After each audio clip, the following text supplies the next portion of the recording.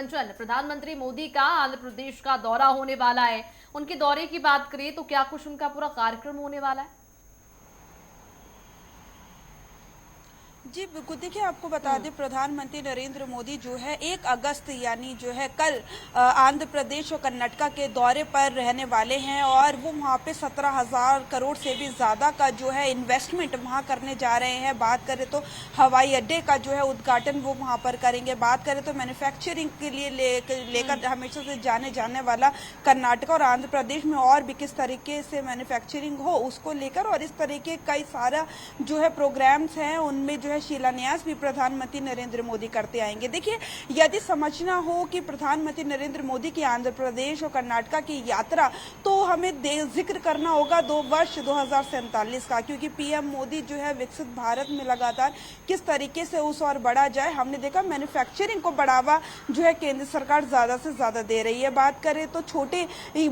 तो जो mobile phones हुए या फिर मशीनरी हो, उन सभी को जो है वहां पर मैन्युफैक्चरिंग हो, जिससे कि जो है जीएसटी हो या फिर अन्य खर्च जो है विदेशों से मंगाने वाले आयात निर्यात करने वाले, तो उसमें जो है कम भुगतान जो है वो भारत को देना पड़े। तो अपने लिए जो है आंध्र प्रदेश की जनता के लिए, बात करें कर्नाटका की जनता के लिए बड़ा कदम, क्योंकि माना जा रहा है जो 17,000 करोड़ से ज्यादा का निवेश केंद्र सरकार वहां दोनों राज्यों में करने वाली है, उसमें सबसे महत्वपूर्ण हो जाता है रोजगार के अवसर। केंद्र सरकार का कहना है कि इससे रोजगार के अवसर बढ़ेंगे, ज्यादा से ज्यादा रोजगार लोगों को मिलेगा और लाखों की संख्या में लोग, जितने भी मैन्युफैक्चरिंग हो या फिर शिलान्यास हो, उसमें ज्यादा से ज्यादा श्रमिक हो या फिर पढ़े लिखे और अन्य वर्ग के लोग हो, वो सभी उसमें जुड़ेंगे और रोजगारी जो है वो ज्यादा वहाँ पे बढ़ेगी। तो लाखों लोगों को रोजगार देने की बात भी जो है जो पीएम मोदी कल शिलान्यास करेंगे उन सभी के माध्यम से की जा रही है। तो आंध्र प्रदेश की जनता और जो है कर्नाटका की जनता के लिए एक सौगात है केंद्र सरकार की। पीएम मोदी खुद वहाँ पे जाके उन सभी कार्यक्रमों में जो है वो शामिल होंगे, हिस्सा लेंगे और फिर उसके बाद जो है मैन्युफैक्चरिंग को लेके भारत हमेशा विश्व पटल पे बात करता आया है और देखना होगा कि जो हम बात करते हैं उसे एकाएक करके केंद्र सरकार लागू तो देखिए, मैन्युफैक्चरिंग की दिशा में एक बेहद अहम कदम उठाया जा रहा है और जब हम सोचते हैं कि साल 2047 तक आप एक डेवलप्ड कंट्री हो जाएंगे, एक विकसित देश हो जाएंगे, कई चुनौती है कंचन सरकार के सामने, खासतौर पर केंद्र सरकार के सामने। मैन्युफैक्चरिंग डिपार्टमेंट की बात करें, आपको उस पर विशेष फोकस करना होगा। किस तरीके से काम किया जा रहा है, सरकार की तरफ से रूपरेखा क्या है? जी बिल्कुल, देखिए आपको बता दें कि केंद्र सरकार लगातार जो है ये मंथन करती आई है और जो है ये विकसित भारत 2047 का लक्ष्य लेके केंद्र सरकार फिलहाल चल रही है और उसमें ना केवल लक्ष्य जो है वो लिया गया है, बल्कि हम देखते आ रहे हैं कई महीनों से जो है दिन ब दिन जो बैठकों का दौर है वो बढ़ता जा रहा है और ना केवल कैबिनेट मंत्री बल्कि खुद प्रधानमंत्री नरेंद्र मोदी इन बैठकों में लगातार हिस्सा ले रहे हैं। देखिए, केंद्र सरकार जो है एनडीए की सरकार जो है केंद्र में है, भारतीय जनता पार्टी की सरकार है, तो ऐसे में भाजपा का जो लक्ष्य है वर्ष 2047 में भारत को तमाम रूपों से जो है विकसित बनाना और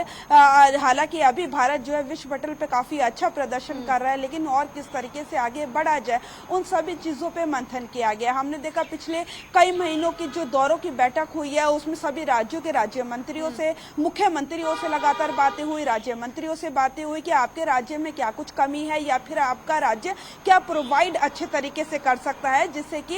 यदि खेती करने के लिए आपका राज्य महत्वपूर्ण है, आपकी भूमि उपजाऊ है, तो खेती बाड़ी वहां पे नई तरीके से की जाएगी। या फिर मैन्युफैक्चरिंग, हमने देखा कि कर्नाटका और आंध्र प्रदेश हमेशा से मैन्युफैक्चरिंग के लिए जाना जाता रहा है। अभी भी जो एप्पल के मोबाइल फोन्स है देश में विश्व में सबसे ज्यादा इस्तेमाल होने वाले, वो भारत खुद मैन्युफैक्चरिंग उन फोनों की कर रहा है। तो ऐसे में और भी ना केवल एप्पल बल्कि अन्य चीजों में भी मैन्युफैक्चरिंग भारत करेगा, तो उससे भारतवासियों को जो है सीधे तौर पे फायदा होगा और ना केवल फायदा होगा बल्कि देखिए, मैन्युफैक्चरिंग की दिशा में वो तमाम कदम उठाए जा रहे हैं कंचन, जिससे आप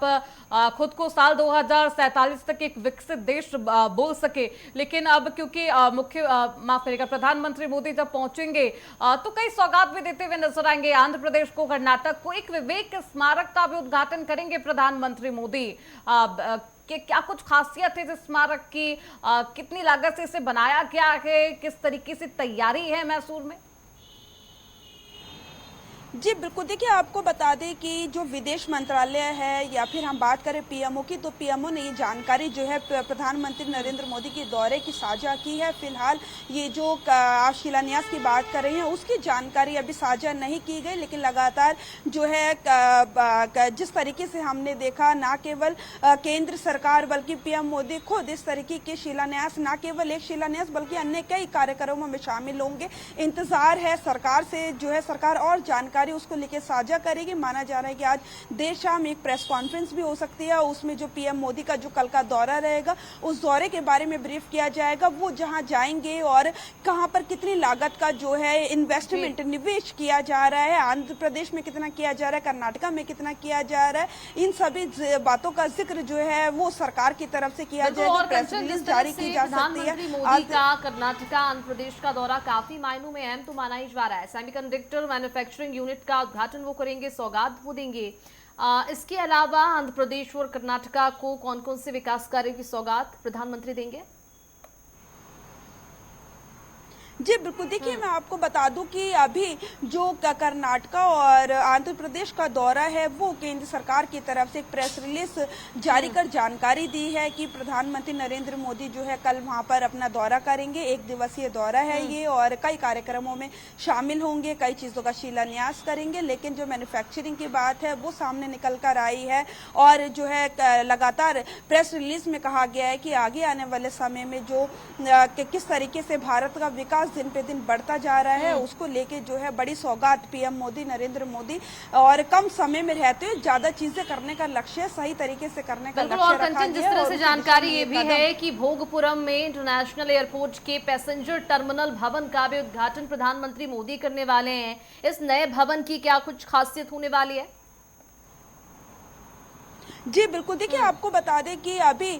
जिस तरीके से इस भवन का जो निर्माण हो रहा है उसे जो है नए टनल का निर्माण किया, उद्घाटन किया जाएगा और इससे जो है ज़्यादा से ज़्यादा लोग, जो पहले ज़्यादा भीड़ लगा करती थी वो जो है कम होगी और ज़्यादा लोगों को जो है कन्वीनियंट जो है वो रहेगा। हमने अभी देखा था, ना केवल कर्नाटका और आंध्र प्रदेश की बात करें, अभी हमने देखा था राजस्थान में भी प्रधानमंत्री नरेंद्र मोदी ने जो है इस तरीके के कई देश के अलग अलग हिस्सों में जो है टर्मिनलों का जो है उद्घाटन लगातार किया जा रहा है। तो ये कनेक्टिविटी को बढ़ावा देने के लिए जो है एक राज्य से दूसरे राज्य या एक देश से दूसरे देश में जो है कनेक्टिविटी स्मूथ और सही तरीके से हो सके, इसलिए इन चीजों का उद्घाटन कर जनता को ये नई नई सौगातें जो है केंद्र सरकार की तरफ से दी जा रही है, ताकि आगे आने वाले समय में भारत, जो विकसित भारत की चर्चा लगातार की जाती रही, चाहे केंद्र सरकार की तरफ से हो या फिर एनडीए सरकार की तरफ से हो, तो उन्हीं दिशाओं में ये कदम बढ़ाए जा रहे हैं और टर्मिनल से जो है ज्यादा से ज्यादा राज्यों से लोग जुड़ेंगे और जो आवाजाही आवागमन है वो कहीं ना कहीं जो है स्मूथ और सही तरीके से हो सकेगा। इसलिए अलग अलग राज्यों में ज्यादा से ज्यादा टर्मिनल्स का जो है उद्घाटन किया जा रहा है, जिससे जनता को किसी भी परेशानी में जो है पड़ना ना पड़े और जो है उनका सफर जो है वो सही तरीके से, स्मूथ तरीके से हो सके।